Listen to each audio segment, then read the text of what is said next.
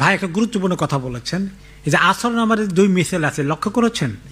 অনেকে জানতেন না জীবনে কোনো কি দুই মিছিল আবার কি জিনিস, ব্যাখ্যা করতে হয়েছে আমাদের অনেককে।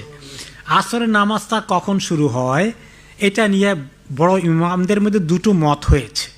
একটা মত হলো এক মিছিল বলা হয়, এই যে এক কলমটা ধরেন, সূর্য যখন মাথার উপরে থাকে তখন তো কোনো ছায়া থাকে না, একটু ঢললে পশ্চিম দিকে একটু ছায়া আসে, একটা ছায়া আসলি বলে, অল্প একটু ছায়া আসে। এই ছায়া সহ যখন ছায়াটা বাড়তে থেকে বাড়তে বাড়তে বাড়তে বাড়তে পশ্চিম দিকে এই এক কলমের সাইজ গেল, কোনো কোনো অনেক মাযহাবে হাদিসের ভিত্তিতে যে এক সাইজ পরিমাণ যদি হয়ে যায়, আর এক্সট্রা হলো অরিজিনাল ছায়াটা, এতটুকুন যদি হয়ে যায়, যে কোনো দ্রব্যের, যে কোনো একটা লাঠির এক সাইজ পরিমাণ ছায়া যদি হয়ে যায়, তাহলে জোহরের রক্ত শেষ, আসরের রক্ত শুরু হয়ে গেল। আর হানাফি মাযহাবে বলা হয়েছে না, দুই লাঠি দুই ছায়া ডাবল হয়ে গেলে তখন গিয়ে আসরের রক্ত শুরু হয়। তো এই প্রথমটা থেকে দ্বিতীয়টা যাতে যে গতি, তৃতীয়টা যাতে গতি আরেকটু কিন্তু কুইকার, তাড়াতাড়ি হয়।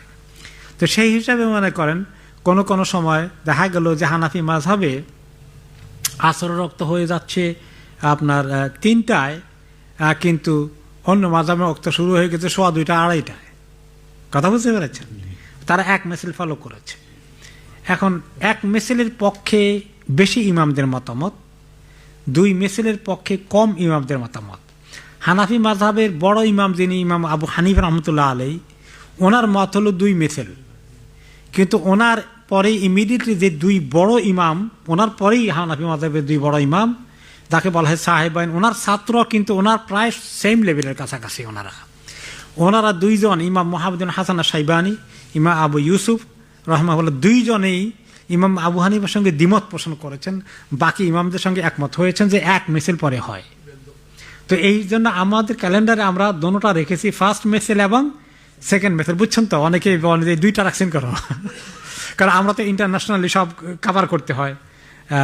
যদিও আমরা এখনও স্টিল ওই হানাফি মাযহাবের, তবে হানাফি মাযহাবের আবার শুরু হলে ওনারা আস্তে আস্তে পড়তে পড়তে আরও দেরি করে না, আমরা দেরি করি না। হানাফি মাযহাবের শুরুতেই মানে পড়ে ফেলি, যাতে ওই এক মিছিলের কাছাকাছি থেকে বেশি দূরে যেন না যায় আর কি, চেষ্টা করা আর কি।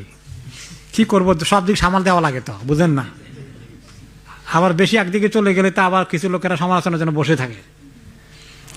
সবচেয়ে বড় কথা হলো যে হাদিসকে আমল করার জন্য আমরা চেষ্টা করা দরকার। সব ইমামরাই বলছেন আমার কথার বিপরীতে সহিহ হাদিস পাওয়া গেলে তোমরা সেটাই আমল করবে, ওইটাই আমার কথা মনে করবা।